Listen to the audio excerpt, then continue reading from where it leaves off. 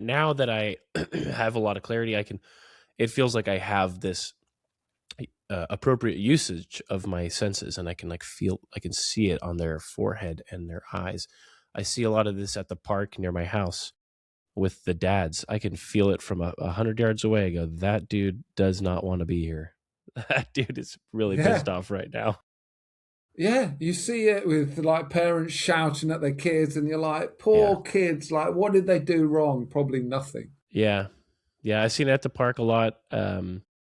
I see it, maybe not like the anger one is obvious, but I see a different version. I don't know exactly how to phrase this or what to call it. Maybe you can help me.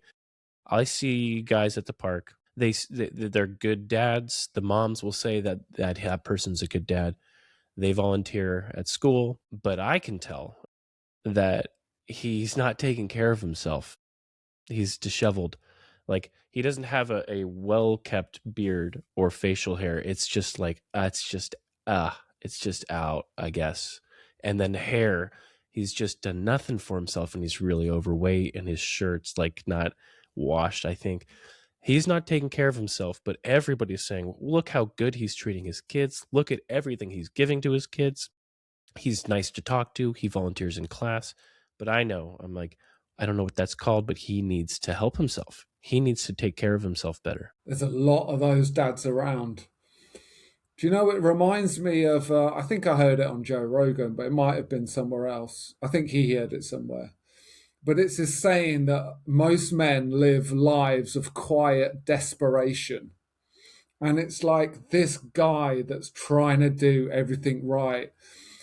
In terms of trauma and adaptive behaviors, I think it's like the people pleaser, right? Yeah. So he's trying to be a good dad, he's trying to be a good partner, he's a nice guy, right? But it's not false, but it's all to try and get love. There's nothing in there for him, right? He's not connected to his inspiration. He doesn't do things for himself. He doesn't fill his own cup before looking after everyone else.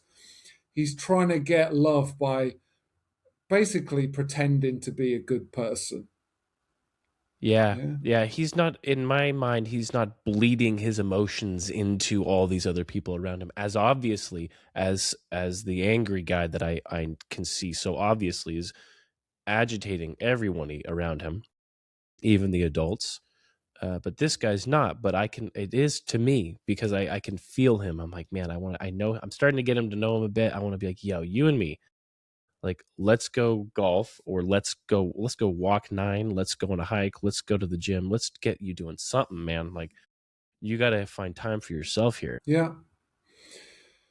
Yeah, you can't give from an empty cup. Like, it will lead to resentment, it will lead to burnout, it will lead to illness. You know, at the end of the day, those wives that are saying, "Yeah, he's a good dad," like they're really you're compromised. Like that relationship is not going to last if you're just giving everything to be a good person and letting yourself go and not being happy, no energy. Like it's really dysfunctional. And think about the what you're modeling for your kids, for your sons, for your Yeah. daughters. Yeah. Yeah. Yeah. Yeah. You're modeling. God, I've been thinking about that a lot, but I'm giving myself a lot of leeway because of the newborn phase. But like, I think about how my kids perceive me and how they perceive my wife because they hear us talking all the time. And anybody that thinks that this 3-year-old doesn't know what you're talking about, he doesn't need to. He hears your tone, and that's enough, right? That's enough.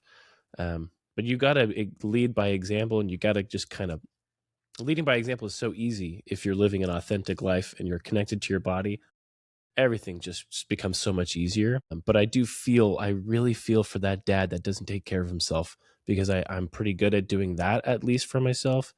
And I just feel most empathetic towards that guy because I don't think anybody else sees him. Yeah, what did Ryan call them? The sad clowns or something? Oh, sad clown. Yeah, sad clown. Yeah, the guys that are pretending to be happy, but you can see that, and especially when you're in tune with your own emotions, you can see that level when nobody's looking, and the face drops and they're fucking miserable, right? Yeah. Yeah, I see. I mean, I have such a vivid description of him. He's carrying a baby. He's got a carrier and he's got two other kids at the park. And you're like, and you're pushing one on a swing and talking to the third. I'm like, damn.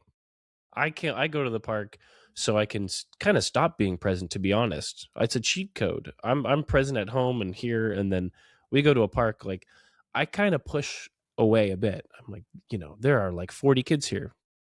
Let me try to talk to an adult for a moment, please. But it's like he goes, and still you're like, okay, I'm at the place where there's other kids and there's other toys and a whole playground, and still I'm going to interact with them the whole time. You're like, man, you gotta let something go. But Yeah, yeah. Grab a beer, like you said. Go play some golf. What do you like doing? What do you want to do? Right, go and do it.